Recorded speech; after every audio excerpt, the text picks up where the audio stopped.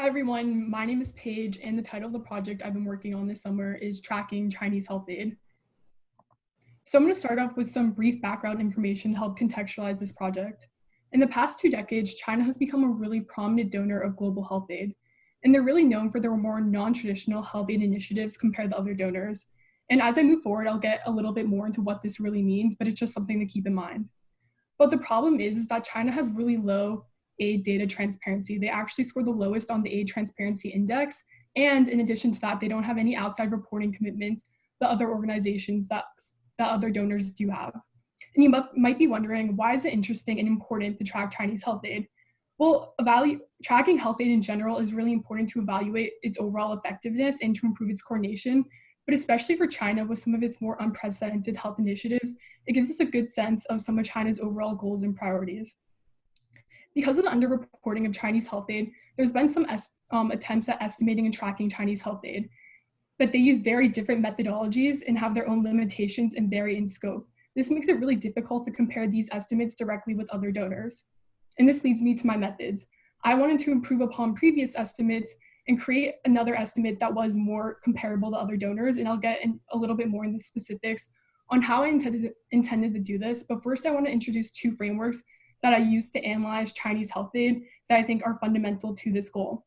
So first, we have the Organization for Cooperation and Development, the OECD, and second, we have the Institute for Health Metrics and Evaluation, the IHME. So both of these organizations track different forms of health aid from other countries, not including China. So my goal was to apply these frameworks to China. And the most essential thing to take away from these two organizations is that they track aid by breaking down components of the healthcare system.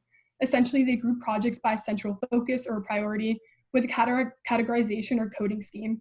And you could get a sense of what that looks like by looking at the graphic on the right with the coding breakdown from the OECD. So my goal was to create a standardized estimate by using common accepted definitions from the OECD and IMHE and applying their categorization standards to Chinese health aid. So now moving on to some of the methods. I used the aid data of Chinese official finance dataset, and I categorized 620 ODA-like health aid projects under both the IHME and OECD frameworks. And this was to analyze China's overall aid contributions along with analyzing some of their overall priorities. So here are some of the results I received. In this first graph, we can see over time, Chinese health aid is generally increasing, both in the project count and in the financial sums of the projects. And the overall aid estimate for this time period from 2000 to 2014 is 1.5 billion, with the vast majority of this number coming from the later half of this time period. So moving on to this next map, we can see China overwhelmingly focuses their aid in African countries. And then in the graph on the right of this screen, we can see how China's aid priorities change by country. So for example, in Liberia, we can see that 50% of projects are dedicated towards malaria control.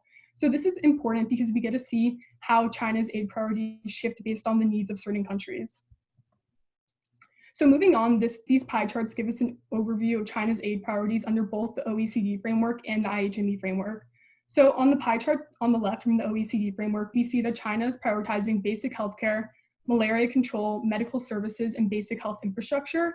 And then under the IHME framework, we see that China is for the most part prioritizing broad health system strengthening with an emphasis on the subcategories of human resources and other.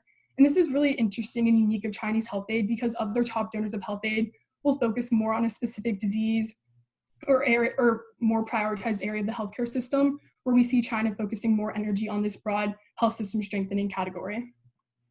So moving on to this graphic, we can see how some of China's aid priorities have shifted over time under the OECD framework. We can see that some priorities have remained relatively constant, while others, such as malaria, have peaked in certain years and then become less relevant. So now I just want to conclude with some overall takeaways and conclusions. 45% of projects in the aid data database that I classified lacked financial values. So because of this, the 1.5 billion estimate is likely even an underestimate of Chinese health aid.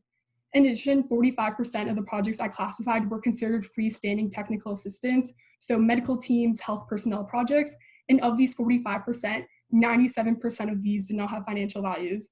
Therefore, sometimes it's more interesting to look at the project count instead of the project value. And this is also one limitation in this analysis, along with the database only going up to 2014. So really quickly, the end, some of my next steps will be comparing China's aid portfolio to other donors, and also trying to estimate and approximate what some of these blank financial values might be for the projects that are missing financial values. But overall, I think this gives us a really good sense of some of China's aid priorities and the overall nature of this aid and how it's unique from other donors. Thank you. Thank you so much. So we now have time for a couple questions for Paige. Okay. Paige, it's Mark. Just really interesting in the different pattern that China is using. Do you know, there have been some broader trends in aid away from maybe disease specific towards more system strengthening. Do you see that happening with the U.S. and other countries too? I haven't finished like the direct side-by-side comparison, and this is a sort of dated analysis from 2014. So at the time of this aid, I know the US was focusing more on specific diseases, and I'm not sure how this has shifted, but I think that's an interesting point. There might be more of a broad focus on the health system strengthening now.